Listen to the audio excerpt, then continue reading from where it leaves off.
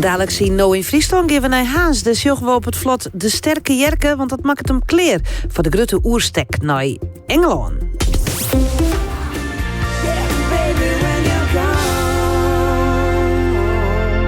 Bryan Adams wie dat, My Melanie C. When You're Gone. Nou, gone. Dan brengt mij dat bij de sterke Jerke Fjouwer. Want die is dwaande met de laatste tarriedings voor de oerstek naar Londen. Eens ging de bemanning maar haar zielvlot er al wezen won. Maar de winst die verkeerd. En daardoor is de zieltocht uitsteld. En dus zocht de bemanning nou uit naar een nieuwe kans om weer te gaan. En om alvast wat tijd te besparen, brengen ze het vlot naar Den Helder. Joet. Verslagjouwer Esther Leistra is nou in Haans bij het vlot sterke Jerke. Goeiemiddag, Esther.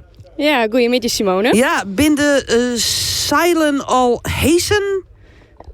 Nou, het liep je nog aardig rustig. Dus nee, dat nog net. En ik heb begrepen dat het echt nog een beetje spannend blijft van wat er joet al gaat gebeuren. Ik sta nou op de sterke Jerke. De zeilen, nee, die binnen zo net hezen. En de man binnen gedruk in beraad ik van eigenlijk wat er eigenlijk joet gebeuren gaat. En eigenlijk de komende weken. Maar wie hier volle mee weet is Wilfred de Jong, een van de sterke Jerke man. Ik had begrepen dat het nog een beetje spannend is van als jullie wel naar Den Helder gaan vandaag. Dat klopt, we zijn op dit moment, as we speak, zijn we druk bezig te overleggen of het überhaupt zinvol is om naar Den Helder te varen. De wind waar we sterk van afhankelijk zijn om de oversteek naar Engeland te kunnen maken, die is op zijn zachtst gezegd niet helemaal uit de goede richting. Het leek erop dat die de komende dagen, en dan praten we over aanstaande woensdag, donderdag, vrijdag, in die richting zou draaien. Maar zoals nu lijkt is dat ook weer een draai van korte duur. En daar zouden we Engeland niet mee kunnen halen. Dus ja, we staan wel een beetje voor een dilemma op dit moment. Het is allemaal nog een beetje onzeker wat er gaat gebeuren. Want het plan was dus om vandaag naar Den Helder te gaan. En waarom? Den Helder, omdat we daar een halve dag mee winnen, zeg maar. Als hij daar ligt, dan scheelt dat. We hebben nogmaals een paar dagen nodig om de overkant te halen. Als we hem al in Den Helder hebben liggen, hoeven we die oversteek vanuit Harlingen in ieder geval al niet meer te maken. Dus dat is de reden geweest. Bovendien is vandaag daar, leek het heel erg gunstig weer voor. Dat lijkt nu alweer iets minder. Dus nogmaals, as we speak zijn we het overleggen. We weten het niet. En wanneer gaan we de knoop dan terughakken? Nou, dat zal binnen nu een half uur wel gebeuren. Dus ik heb begrepen dat we straks nog een keer in de uitzending zijn. Ik denk dat we dan iets meer kunnen vertellen. Ja, blijft een beetje spannend dus. Maar het plan is dus om naar Londen te zielen. En dat is net de eerste keer voor de sterke Jerke, want je hebt het al eerder geprobeerd. Of je hebt al eerder in Londen vaart. Ja, en een keer geprobeerd, dat zeg je goed. Ja, we hebben in 1975 een poging gedaan en die is mislukt. Toen zijn we 10 mijl uit de kust van Hoek van Holland, hebben schipbreuk geleden. Daar hebben we heel veel van geleerd. We zagen wat de fout was aan die eerste sterke Jerke. Hebben een tweede gebouwd en met verbeterpunten dus ten opzichte van die eerste. En in 1976 zijn we weer overgestoken en dat hebben we wel degelijk Londen gehaald, ja. En daarvoor de Tower Bridge op de Theems in Londen. Daar hebben we een soort ererondje gemaakt. Daar is de Nederlandse ambassadeur aan boord gekomen. En dat was eigenlijk de tweede keer dat we overstaken. Maar de eerste keer dat we Engeland hebben gehad. Maar je bent dus al een keer in Londen-West. Waarom wil je daar nou nog een keer heen dan? Ja, we hebben allemaal, ik kan wel zeggen, allemaal dingen achtergelaten die we weer ophalen wilden. Dat is natuurlijk niet waar. Nee, ja, we wilden erheen. Toen we de 4e gingen bouwen, was een van de eerste opmerkingen in elk geval van mij uit. Van dan willen we toch ook nog een keer naar Engeland oversteken. Dat is meer op nostalgische redenen destijds om dat te beslissen. Onderhand hebben we daar natuurlijk een missie bij. De plastic soep, de milieuverontreiniging in het algemeen, maar ook de plastic soep willen we onder de aandacht brengen. Dus die missie die pikken we er nou absoluut bij. Dat is ook een van de hoofdzaken geworden naast het nostalgische gebeuren dat we nog een keer die oversteek willen maken. Een reunie, maar een goed doel eigenlijk. Ja, zo zou je het kunnen zeggen, ja, inderdaad. Ja. Een goede omschrijving. En nu stik je dus op de sterke Jerke op het vlot. Ja, hoe groot is dit vlot? Even voor het idee. Hij is 14,95 meter lang en 6,75 meter breed. De eerste 3 Jerkes waren allemaal 12 meter bij 5 meter. Dus dit is de grootste die we ooit gebouwd hebben. Ja, we zitten nu met een man of 10 zitten we op de boot. Hoe volle godden mij naar Londen? Wat is het plan? De bedoeling is dat we met 10 man maximaal over gaan steken. We hebben ook 10 namen op papier staan, maar dat is dan ook wel het maximale wat we kunnen doen. We moeten ook rekening houden met eten en drinken onderweg, met slaapplaatsen. Dus 10 is de bedoeling en 10 hebben we ook op papier. Ja, want hoe gaat dat? Ik denk misschien wel even een rondje dan, want ik heb geen idee eigenlijk hoe dat zit. Want ik zie helemaal geen baan, ik zie geen douche of ik zie geen wc, ik zie geen keuken. Hoe gaat dat eigenlijk dan? Dat die mensen allen op dit schip zit en inderdaad misschien dan hopelijk naar Londen gaan? Nou, even te beginnen, we hebben een toilet aan boord. Niet groot, maar er is een toilet aan boord inderdaad. In tegenstelling tot die eerste 3. We hebben een keukentje aan boord, dus we kunnen een bakje koffie zetten, we kunnen eten koken. Dus dat is allemaal prima geregeld. Over slaapplaatsen gesproken, die zie je niet, dat klopt. Gedeelte van de slaapplaatsen zal zich onder het zeilen, gaan we vanaf de hut een zeil spannen naar de zijkant van het schip, naar bakboord of stuurboord. Hangt een beetje van de windrichting af hoe de zeilen staan. En daar kunnen 3 mensen slapen en de rest zal moeten slapen in de buizen. We hebben in de buizen van Sterke Jerk 6 slaapplaatsen gecreëerd. Dus daar kan de rest slapen. Maar we werken natuurlijk met oversteken in ploegen. Hè. Het is 4 uur op, 4 uur af. Dus we hebben 2 groepen die elkaar afwisselen moeten. Dus terwijl de ene groep aan het zeilen is en de boel in de gaten houdt, kan de andere helft slapen. Ja, en wat zie je voor me op een groen of eigenlijk op het vlatstuk inderdaad de luik gesloten houden tijdens de vaart. Maar die kunnen dus echt iepen. En ja, ik zit dus nog naar beneden in een soort van buis. Maar je sliep meestal niet, want het ziet er vrij liets uit. Het is niet een soort van buis, het is zelfs een buis. Ja, het ziet er klein uit, maar het is de grootste buis die we ooit hebben genomen voor het bouwen van een Sterke Jerk. De vorige was iets van 7 tot 80 centimeter doorsnee. Deze is een meter doorsnee.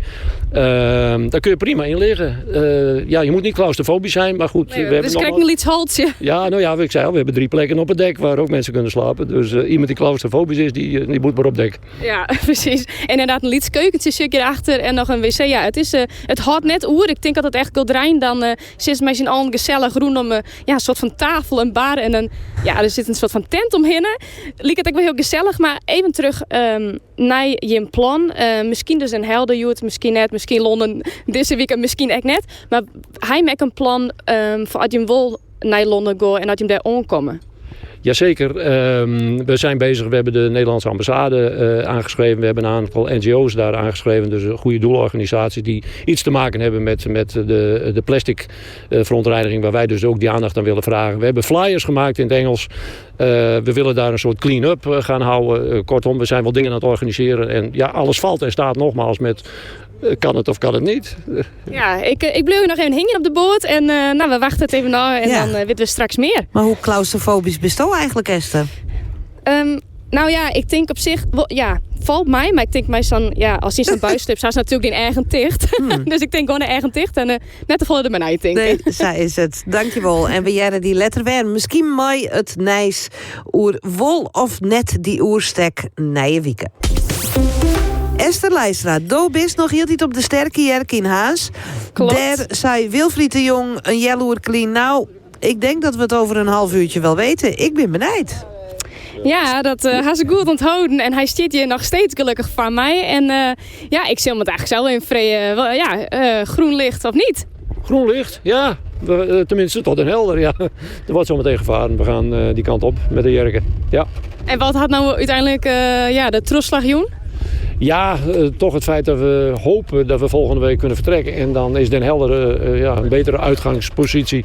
Omdat het nogmaals, het scheelt een halve dag. Dus dat is de enige reden dat we naar Den Helder gaan. Want Harlingen is natuurlijk een beetje onze thuishaven, net als Leeuwarden. Dus wel een beetje jammer dat we niet vanuit Harlingen rechtstreeks naar Londen vertrekken. Maar ja, soms moet je aanpassen aan omstandigheden. En omstandigheden zijn dermate dat we deze beslissing hebben moeten nemen. Ja, nou, ik zou zeggen, een mooie beslissing, denk ik. Want ik zei, ik zie eigenlijk op een vlot. Maar is het eigenlijk een vlot, de Sterke Jerk Fjouwer, of is het een zeilboot? Nee, het is een vlot, hè. Een vlot. Ja, we gaan hier niet schelden, hè. Dus, het is een vlot. Ja, want je hebt vanuit de Sterke Jerk vlotten bouwt. In 1994 het eerste vlot. Als we gewoon even teruggaan van wat is eigenlijk dan het grootste verschil met de vlotten van toen en de Sterke Jerk Fjouwer? Nou, dat is een enorm verschil. De eerste Sterke Jerken die bouwden op oliedrums. Met oud hout en oude masten en oude zeil. En een motor uit de Tweede Wereldoorlog. Dus dat was meer voor de lol. Het plezier maken, het avontuur en de vriendschap. De tweede was al een stapje verder. Het was wel weer op oliedrums, maar was een sterke verbetering ten opzichte van die eerste. En daarom wisten we daar Londen ook mee te halen. En de derde, die hebben we gebouwd op baggerpijpen in plaats van op oliedrums. Dat was al een hele verbetering, maar dat was ook nodig. Als je de oceaan over wilde, moet je dat niet op oliedrums proberen. Dus dan hadden we die baggerpijpen wel voor nodig. Dat was natuurlijk een sterk verbeterde versie van de eerste twee. En die vierde die we nu gebouwd hebben, die is nog weer sterk verbeterd ten opzichte van de eerste drie.